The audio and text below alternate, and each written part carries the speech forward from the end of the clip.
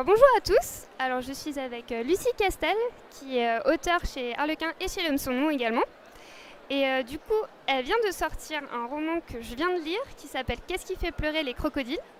Donc c'est un roman que j'ai vraiment adoré. Moi j'avais vraiment adoré Pas si simple. Merci. Et du coup, dès que j'ai vu que vous avez sorti un nouveau roman, j'ai demandé à la voir et il est vraiment génial. J'ai adoré. Merci beaucoup. Les personnages sont super attachants et du coup ça se lit super vite, vraiment j'ai adoré. Est-ce que vous pouvez un peu nous présenter l'histoire du coup?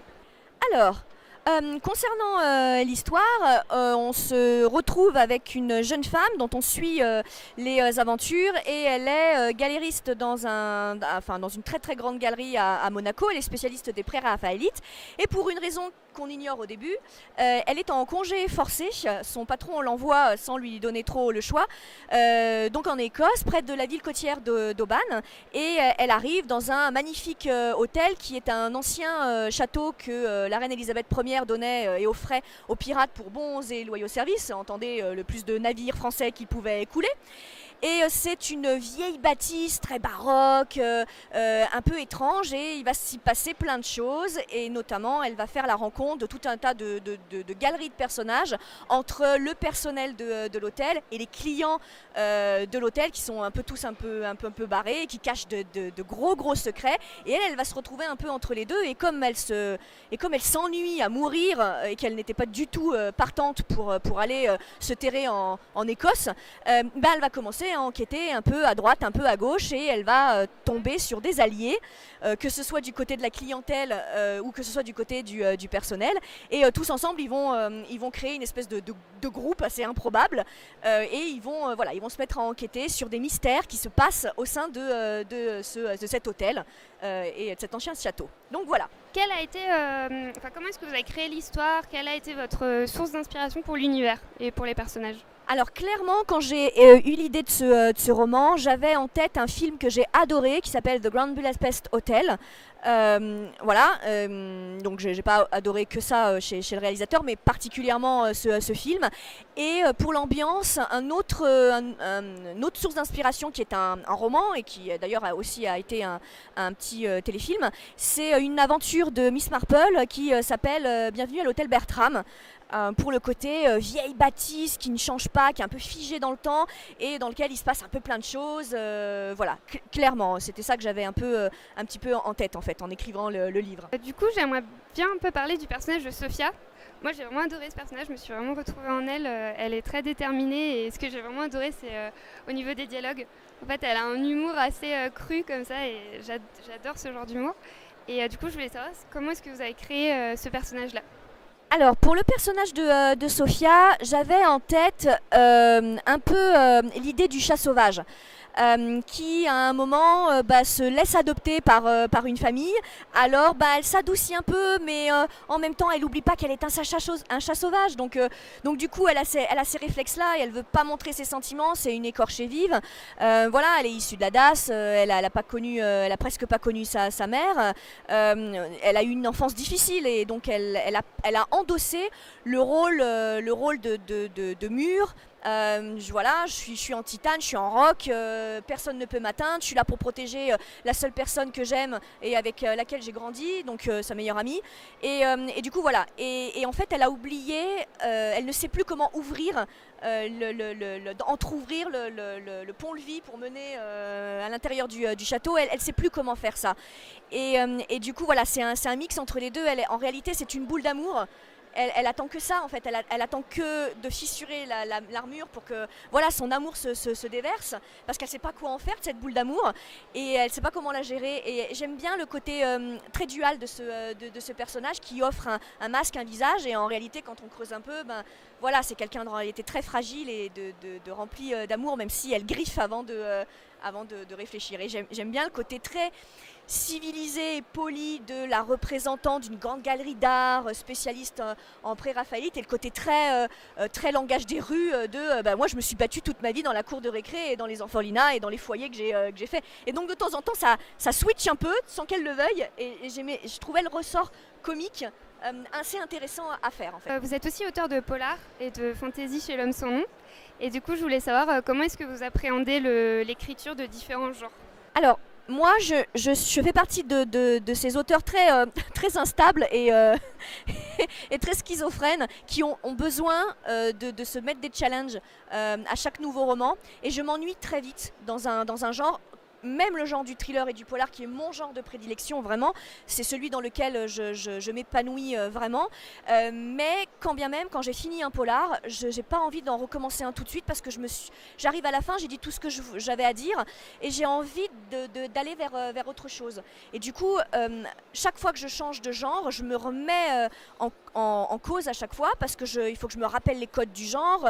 Voilà, je reste concentrée et j'aurais trop peur en restant dans le même genre de m'endormir sur mes lauriers et de finir par toujours avoir le même pitch, toujours avoir la même façon de fonctionner parce que bah voilà, un auteur il a un raisonnement, il a une façon d'écrire, ça il peut pas la changer.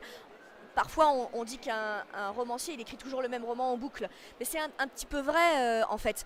On ne peut pas changer notre mode de raisonnement et donc c'est ce qui explique que parfois quand bien même on aime un auteur, on a un peu l'impression qu'il écrit toujours la même chose et si on a compris comment il réfléchissait, surtout dans le polar, et ben voilà, on a certaines pistes. Et du coup, moi, je trouve en tout cas que le fait de changer de genre et de genre radicalement différents qui ont très peu de choses à voir l'un avec l'autre, j'ai l'impression que ça m'évite de faire un peu, de proposer un peu toujours la même chose, parce que je repars de zéro. Et j'aime bien le vaudeville, donc la comédie romantique me plaît parce que c'est très rythmé et on ne peut pas détourner l'attention du lecteur par un background très riche qui part dans tous les sens comme d'autres genres. Là, on est un peu obligé d'en rester au sentiment et de cibler sur le sentiment des personnages et de tous les personnages. Et il faut qu'on soit très très juste. Et le vaudeville, il est très exigeant pour ça, je trouve. Et il ne faut pas se tromper sur la mise en scène et sur le ressort comique. Et pour moi, il est plus facile de faire peur ou de faire pleurer que de faire rire. Et voilà, donc du coup je trouve que c'est un genre qui est assez exigeant et qui me demande pas les mêmes ressorts que le polar. Donc voilà, pour moi c'est une façon de passer à une page blanche et de recommencer avec l'esprit plus serein.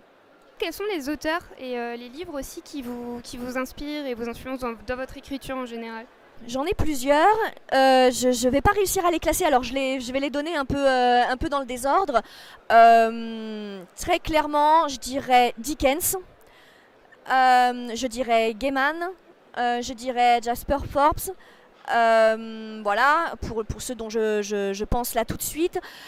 Pour ce qui est des romans plus particulièrement qui m'ont marqué, c'est sans aucun doute Le Comte de Monte Cristo.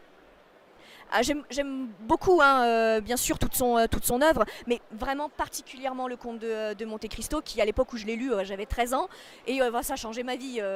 Voilà, une histoire de vengeance où on remet les choses dans l'ordre, où on retourne dans l'équilibre, alors même si après on développe un sens critique sur la vengeance, si on l'apprécie ou pas, mais du coup, voilà, très clairement, un chant de Noël de Dickens, qui pour moi est sans doute le roman le plus poétique que j'ai pu lire. Alors bon voilà, j'ai pas lu non plus des millions de livres, j'aimerais, mais voilà.